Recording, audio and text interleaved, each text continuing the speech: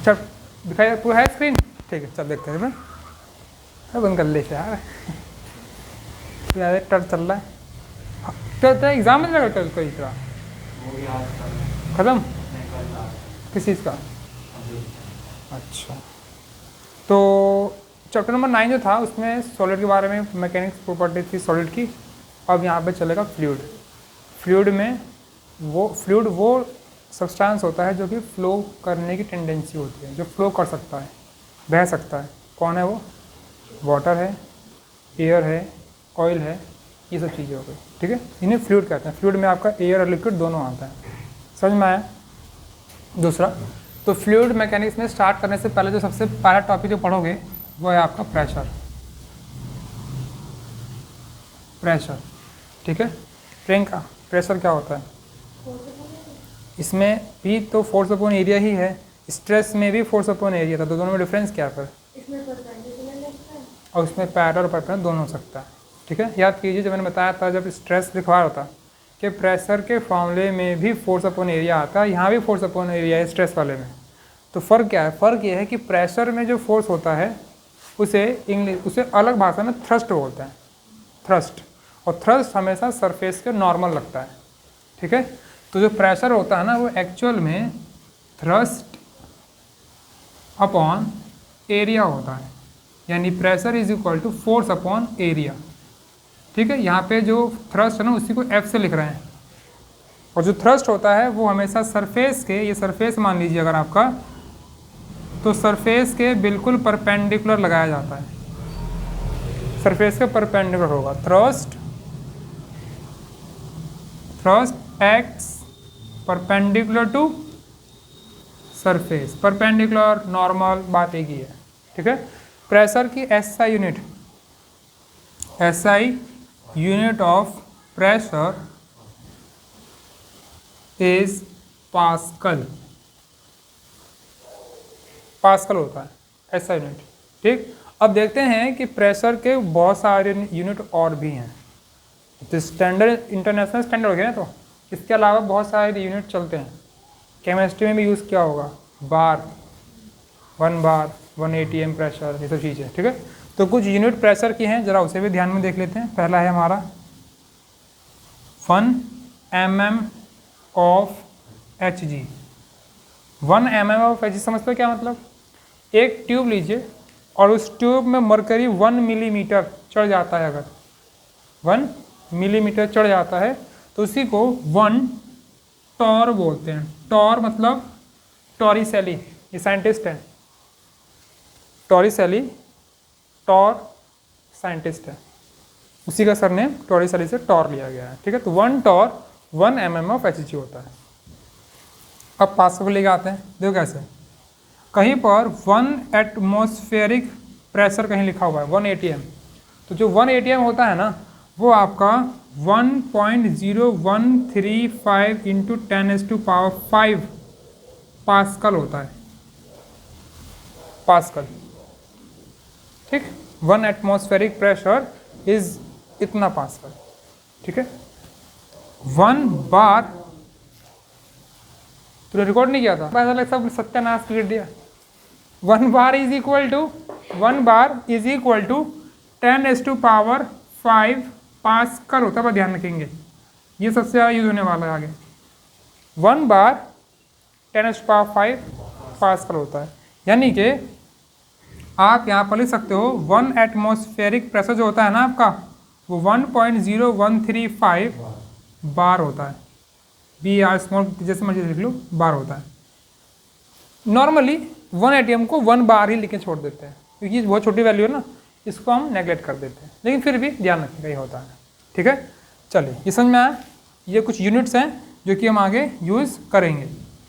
ठीक है, कहीं पर 1 m बार लिखा हुआ है, 1 मिली बार, इसका मतलब है 10⁵2 पास्कल है। बार में 5 जीरो होंगे ना, 3 जीरो कम कर दीजिए इसके, मिली के 2 बच जाएंगे, 10⁵2 पास्कल। समझ में आ गया? ताल लीजिए, रोक दियो भाई। देखिए, मान लीजिए कि हमारे पास ये जो लाइन है ये हमारा एब्सोल्यूट 0 प्रेशर है, एब्सोल्यूट ज़ीरो प्रेशर। ठीक है, एब्सोल्यूट ज़ीरो प्रेशर, अगर आप प्रेशर मेज़र करते हो, ठीक, कुछ भी मेज़र करते हो तो एक लाइन जीरो की तो होती है ना, जीरो से ऊपर जाओगे, गिनती भी स्टार्ट होती है जीरो से स्टार्ट होती है, जीरो से ऊपर जाते हैं फिर हम, ये लाइन जीरो प्रेशर की हो। इससे ऊपर जा रहे हैं, अगर इससे ऊपर आप चले गए, ये प्रेशर आपका कहलाएगा एब्सोल्यूट प्रेशर, क्योंकि आप जो प्रेशर नाप रहे हैं वो जीरो से नाप रहे हैं। ठीक है, ये जीरो वाला प्रेशर हो गया। इससे थोड़ा ऊपर जाते हैं, यहाँ पर ये वाली लाइन जो है ये आपका एटमॉस्फेरिक प्रेशर है, क्योंकि जो हमारा एटमॉस्फेयर है ना उसका प्रेशर जीरो नहीं होता है, कुछ ना कुछ तो प्रेशर है ना, कितना है 1 बार। ठीक, तो ये जीरो है और ये 1 बार है। ठीक, अगर आप प्रेशर नाप रहे हो और स्टैंडर्ड मान रहे हो एटमॉस्फेयर को कि एटमॉस्फेयर से कितना ज़्यादा प्रेशर है, तो अगर आप यहाँ से ऊपर जाओगे तो ये प्रेशर कहलाता है आपका गॉज प्रेशर।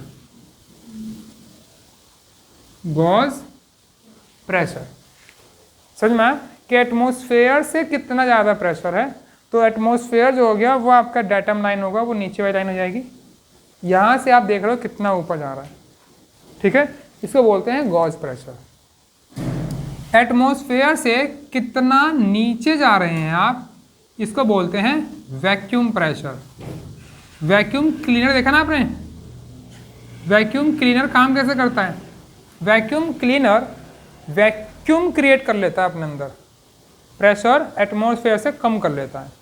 तो कोई भी चीज़ हाई से लो की तरफ भगेगी, तो जो डस्ट होगा, मान लीजिए हवा है, बाहर हाई है और मशीन के अंदर कम है, तो हवा अंदर बाहर से अंदर की तरफ एंटर करेगी और अपने संग जो भी चीज़ होगा उसे अंदर सक कर लेगी, खींच लेगी अंदर की तरफ, क्योंकि अंदर प्रेशर कम है, एटमॉस्फेयर से कम है, इसे बोलेंगे वैक्यूम प्रेशर। ठीक है, एटमॉस्फेयर से जो कम प्रेशर होता है उसे वैक्यूम प्रेशर बोलते हैं। और यहाँ से देखो ये ऊपर गया ना इतना, ये इतना प्रेशर, ठीक, इसे बोलेंगे एब्सोल्यूट प्रेशर, क्योंकि आप जीरो से देख रहे हो कितना ऊपर है। समझ में, एटमॉस्फेयर से कम ये रहा वैक्यूम, और यहाँ से कितना ऊपर है इसी को बोलते हैं एब्सोल्यूट प्रेशर। ठीक है, डेफिनेशन की जरूरत नहीं है, इसे उतार लीजिए, सारा काम बन जाएगा इसी से। कहीं पर अगर आप गॉज प्रेशर लिखते हैं, sorry absolute pressure ABS, absolute pressure, ये दिख रहा है आपको, ये एब्सोल्यूट प्रेशर किसके बराबर है, ये बराबर है gauge plus atmospheric. Absolute pressure होता है ना वो आपका गॉज प्लस एटमॉस्फेरिक प्रेशर के सम के बराबर होता है। Absolute pressure is equal to gauge pressure plus atmospheric pressure. Done, वही गॉज प्रेशर निकालना होगा तो एब्सोल्यूट माइनस ATM कर देंगे। समझ में आ गया, ताल लीजिए, आगे चलता है, हो गया। चलिए नेक्स्ट और डालिए, variation in pressure with depth.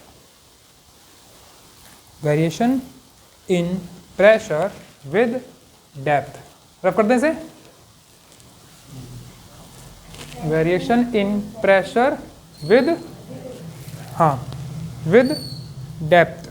Depth के साथ प्रेशर में क्या फर्क पड़ेगा वो देख लेना। देखियो सही आ रहा है अमन, ठीक, देखिए ये आपका वाटर लेवल है ऊपर तक, ठीक है, ऊपर एयर है तो ऊपर प्रेशर भी एटमॉस्फेरिक ही होगा। ठीक है, समझ में आया नहीं? अच्छा, एक चीज आपने सोचा, आपने वो पढ़ा होगा थर्मोडायनेमिक्स पढ़ लिया केमिस्ट्री में, चलो कोई नहीं, उसमें प्रेशर और वॉल्यूम आपस में इन्वर्सली प्रोपोर्शनल होते, पता है, वॉल्यूम बढ़ता तो प्रेशर घटता है, पता है कि नहीं?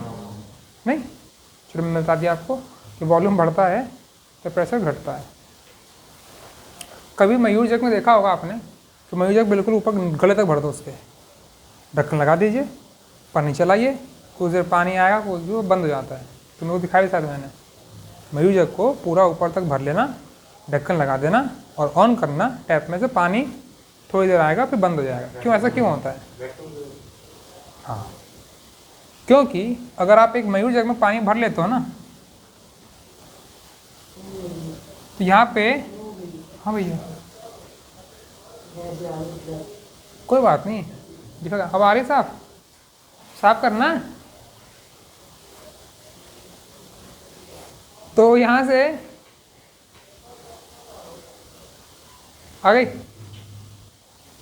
ठीक है। तो यहाँ पे क्या होगा भाई कि जब यहाँ से पानी है, आपने ये हल्की सी हवा भर गई बची थी इसके अंदर, पानी बाहर निकला, पानी का लेवल नीचे आ गया, वॉल्यूम क्या हो गया, एयर का वॉल्यूम इंक्रीज कर गया, एयर का वॉल्यूम इंक्रीज, प्रेशर डिक्रीज। यहाँ पे प्रेशर कम हो गया, जबकि बाहर तो प्रेशर एयर का उतना ही रहेगा।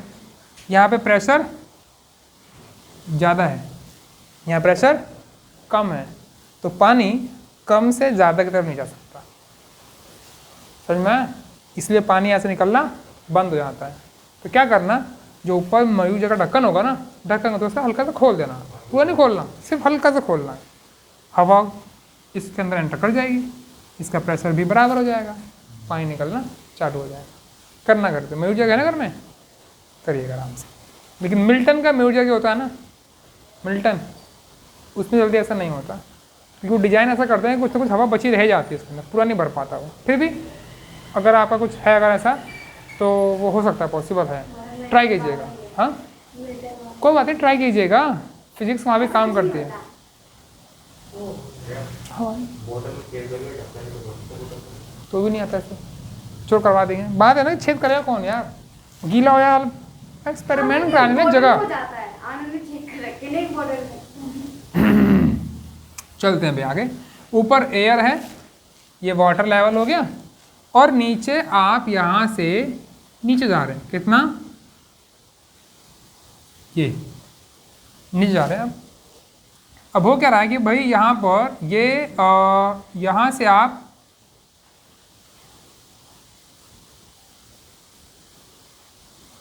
ये आपने वाटर का ही सिलेंडर एज्यूम कर लिया, वाटर का सिलेंडर ही एज्यूम कर लिया, पानी के अंदर ही पानी का सिलेंडर एज्यूम कर लो। इसके ऊपर यहाँ से लेके यहाँ तक जितना भी पानी होगा वो इस पे नीचे की तरफ फोर्स लगा रहा होगा, ठीक। ये पानी नीचे वाले पानी पे फोर्स लगा रहा होगा, तो नीचे वाला पानी इस पे ऊपर की तरफ फोर्स लगा रहा होगा। ये F2 मान लेते हैं, इसे F1 मान लेते हैं। कुछ दिक्कत किसी को समझ में? ऊपर वाला पानी इस पे नीचे फोर्स लगा रहा है, ये सिलेंडर नीचे वाले पानी पे लगा रहा होगा, तो नीचे वाला पानी इस पे ऊपर फोर्स लगा रहा होगा, ठीक है। कि हमें सिर्फ सिलेंडर को देखना है, क्लियर है? ये हाइट h है, अच्छा, इसे y मान लेते हैं। ये h है, ये y है, y गहराई में, और जो सिलेंडर ले रखा है उसे हमने h ले रखा है। इस पे एक फोर्स और लग रहा है, जो सिलेंडर आपने एज्यूम किया है ना, उसका वेट नीचे लग रहा होगा, इसके अलावा और कोई फोर्स नहीं लग रहा है यहाँ पर, क्योंकि पानी रुका हुआ है, इक्विलिब्रियम में है, तो नीचे वाला फोर्स और ऊपर वाला फोर्स इक्वल होगा। वाटर जो है, water is in equilibrium, equilibrium में है, तो आपका sum of force upward is equal to sum of force जो डाउनवर्ड लग रहा होगा, वो इक्वल होंगे। कुछ दिक्कत किसी को नहीं। अपवार्ड फोर्स कौन सा है भाई? सिर्फ ये वाला है। कौन? F2 वाला, सिर्फ और सिर्फ F2 वाला। डाउनवर्ड फोर्स कौन सा है? F1 वाला है, और आपका W है। कुछ दिक्कत नहीं। Pressure is equal to force upon में एरिया होता है, तो फोर्स इक्वल टू जाएगा प्रेशर इनटू एरिया। प्रॉब्लम नहीं। मान लेते हैं हमने ये जो था ना, ये एरिया सिलेंडर है, मानना कि सिलेंडर ही मान रखा हमने, तो यहाँ पे एरिया होगा F1 इक्वल टू होगा आपका प्रेशर P1 यहाँ का प्रेशर P1 और यहाँ का एरिया पाई r स्क्वायर। ऐसा करते हैं, इस एरिया को A ही लेके चलते हैं, दिक्कत कम होगी हमें। A एरिया A दिक्कत नहीं। F2 प्रेशर P2 A, जितना एरिया ऊपर उतना एरिया नीचे, सिलेंडर है ना, बराबर ही होगा। वेट क्या होता है? वेट होता है आपका mass into gravity, m into g. P2A is equal to P1A, और मास क्या होता है? Volume into density, volume into density, volume into density into g. ये वेट चल रहा है, तो वॉल्यूम क्या होगा भाई इसका? इसका वॉल्यूम होगा एरिया इंटू हाइट, वॉल्यूम होगा एरिया इंटू हाइट। और डेंसिटी मान लेते हैं जो ये लिक्विड है उसकी डेंसिटी रो है, और ये आपका जी। P2A, A मैंने कॉमन ले लिया, काट दिया, ठीक है। तो P2 निकल के आ रहा है P1 प्लस H रो जी, या इसे आप लिखते हैं रो जी एच, रो जी एच। ये यानी यहाँ जो प्रेशर है वो यहाँ वाले प्रेशर से इतना है, ठीक है। अगर सपोज कीजिए, लेट अस कंसीडर, या कंसीडर करते हैं y1 की वैल्यू जो y है वो 0 हो जाए, ये पोर्शन जो है ये 0 हो जाए, यानी ये जब बॉडी दिखाई दे रहा है ना, ये कहाँ पहुँच जाएगा? यहाँ पर, यानी कि इस जगह पहुँच जाएगा। और इस जगह जो प्रेशर लग रहा हो किसके बराबर होगा? वो एटमॉस्फेरिक प्रेशर के। अगर y इक्वल टू 0 हुआ तो इम्प्लाइज दैट कि जो P1 होगा वो एटमॉस्फेरिक प्रेशर होगा, है ना। यानी कि P2 निकल के आएगा, P2 is equal to P atmospheric equal to rho g h, ठीक है। यानी कि ये समझ में आ रहा है? यहाँ ये जो प्रेशर होगा यहाँ पर, जैसे जैसे हाइट बढ़ेगी, h डेप्थ बढ़ेगा, प्रेशर भी बढ़ेगा। समझ में आया? क्यों बढ़ता है भाई? सीधा तो कॉन्सेप्ट है, जितना नीचे जाओगे ये सिलेंडर बढ़ता जाएगा, और इस सिलेंडर का वेट इसके ऊपर आ रहा होगा। जितना बड़ा सिलेंडर होगा वेट बढ़ रहा होगा ना, वेट बढ़ेगा तो आपका ये प्रेशर भी बढ़ेगा। यानी कि डेप्थ बढ़ने से प्रेशर इंक्रीज करता है। तो मैं एक सब लिख देता हूँ क्या, कि pressure increases with increase in depth, ठीक है। और भी चीज़ें हैं जिस पर डिपेंड करता है, डेंसिटी है, डेंसिटी जितना ज़्यादा डेंस लिक्विड होगा प्रेशर भी उतना ज़्यादा होगा। फिलहाल हम प्रेशर का वेरिएशन देखने जा रहे थे डेप्थ के साथ, तो मालूम पड़ा कि डेप्थ इंक्रीज करता है तो प्रेशर भी इंक्रीज करता है, ठीक है। एक चीज़ और ध्यान सुनिएगा, ये जो प्रेशर निकल के आया है ये P2 क्या है? ये आपका एब्सोल्यूट प्रेशर है। क्यों? क्योंकि आप एटमॉस्फेरिक प्रेशर ऐड कर रहे हो आप इसके अंदर, ठीक है। अगर एब्सोल्यूट प्रेशर से एटमॉस्फेरिक प्रेशर माइनस कर दें, P2 माइनस PATM, क्या बच रहा है आपका? ये रो जी एच।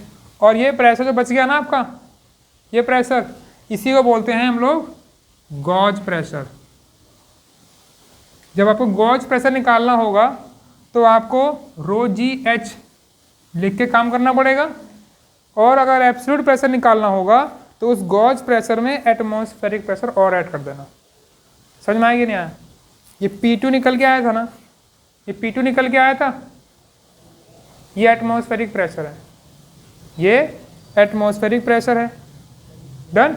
एटमॉस्फेरिक प्रेशर सुन तो ले, ये जो प्रेशर निकल के आया था वो आपका एब्सोल्यूट प्रेशर है।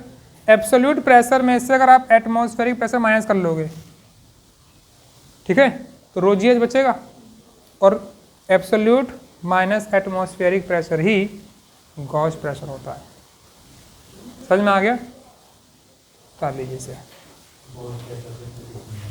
ओ हाइड्रोस्टैटिक पैराडॉक्स।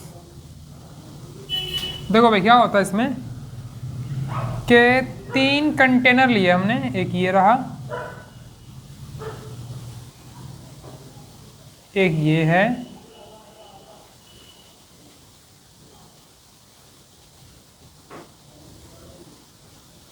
एक ये है, और 3 नहीं बल्कि 4 ले लेते हैं। एक ये रहा। ठीक है भाई, नहीं समझ आना कुछ भी? और अबे रुक तो जा। इसमें h हाइट तक पानी यहाँ भी भर दिया गया है, इसमें भी h हाइट तक वाटर भरा हुआ है, h हाइट इसमें भी है, और h हाइट तक यहाँ भी भरा हुआ है। 4 कंटेनर दिखाई दे रहा है आपको। ये पॉइंट A है, इसे B, इस पॉइंट को C और इस पॉइंट को D नाम दे रहा है। ABCD done. ज़्यादा प्रेशर ध्रुव कहाँ पर होगा? हाँ वेरी गुड। ज़्यादा प्रेशर कहाँ पर होगा? चलो कोई नहीं, कम बता दे।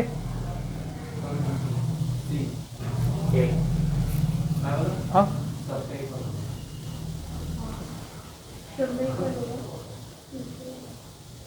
अब सब में इक्वल होगा दे,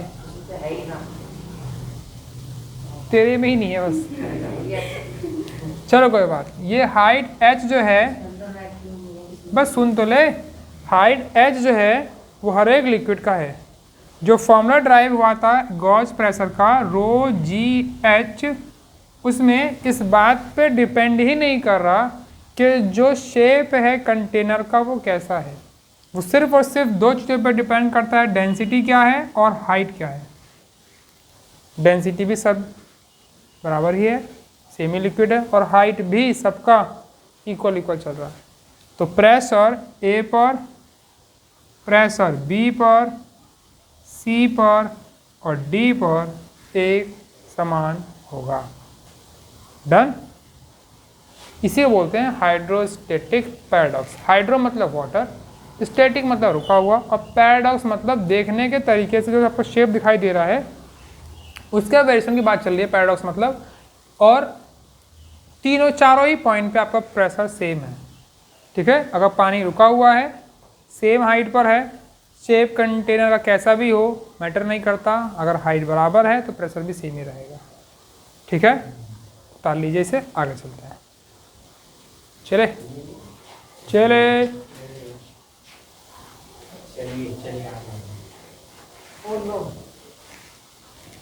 क्या कर रहे थे ना?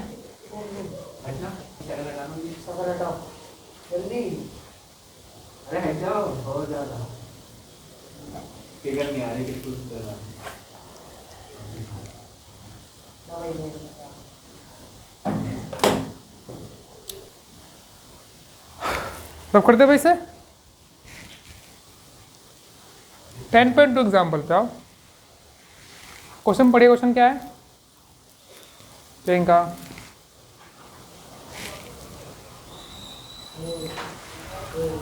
पढ़ो। What is the pressure of a steamer 10 meters below the surface of the lake? देखो भाई है बेटा, ये लेक का ऊपर वाला लेयर है। वंश यहाँ देख पहले। अरे पागल है क्या, इतनी बड़ी बेइज्जती करवानी मुझे अपनी।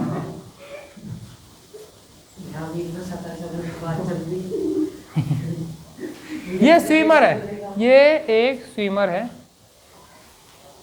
ये इसका हाथ। तैराकी इंसान मनुष्य 10 मीटर नीचे जा चुका है भैया। इसके ऊपर कितना प्रेशर लग रहा होगा? यहाँ पर प्रेशर निकालना है।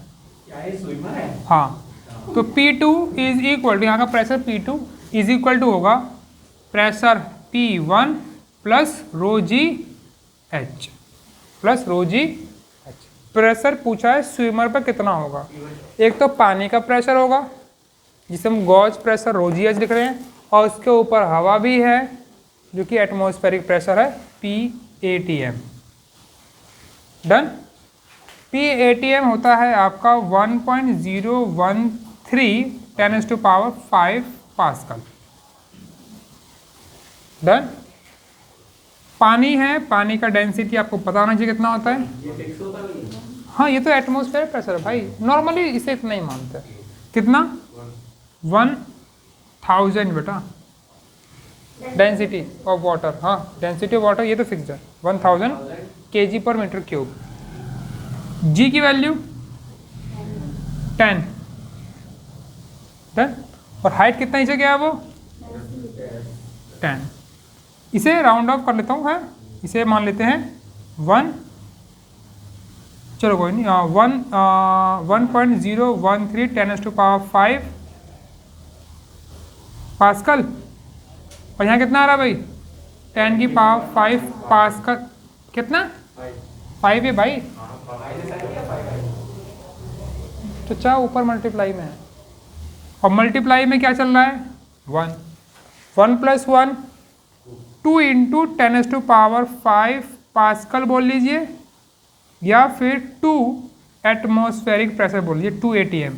यानी जितना प्रेशर अभी एयर में लग रहा है, 10 मीटर पानी के नीचे चले जाओगे तो डबल प्रेशर हो जाता है आपके ऊपर। यह समझ में? अभी हवा में बैठे हैं ना, तो आप पे प्रेशर लग रहा है 10⁵ पास्कल, 1 ATM। जब आप 10 मीटर नीचे चले जाओगे पानी में तो प्रेशर डबल हो जाता है 10 मीटर नीचे जाते ही। ठीक, समझ में आया? 20 मीटर जाओगे तो 2 हो जाएगा, यहाँ पे 20 आ जाएगा ना, 3 टाइम्स हो जाएगा, 2 ये और 1 ये 3। 30 मीटर गए तो 4 टाइम्स हो जाएगा। यानी जो घड़ी के अंदर, जो घड़ी में यहाँ पर नीचे की तरफ 30 मीटर लिखा हुआ है और पानी का सिंबल बना होता है। ठीक, इसका मतलब इस घड़ी के अंदर एयर के प्रेशर यानी एटमॉस्फेरिक प्रेशर से 4 गुना प्रेशर ये झेल सकता है। ज़्यादा प्रेशर क्या तो पानी घुस जाएगा अंदर। समझ में आया? और वो घड़ी बहुत महंगी बिकती है। लिखने में कुछ भी लिख दो, लिखने में क्या जा रहा है, तो मुझे ये भी नहीं पता कि मीटर वो वहाँ पे है क्या लिखा हुआ। ठीक है, लेकिन फिर भी ध्यान रखना इन चीज़ों का। तो लीजिए एग्जाम्पल 10.2 था ये, एग्जाम्पल 10.2। चल भी चले।